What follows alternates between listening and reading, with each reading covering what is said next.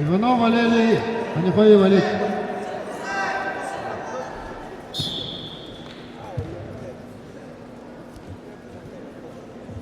Победу на туше одержал Прушенов Булат. Шор 15.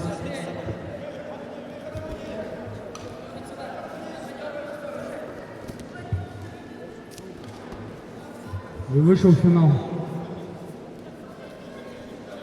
Колесников Михаил неравно. Мыльников Алдар, шор 7.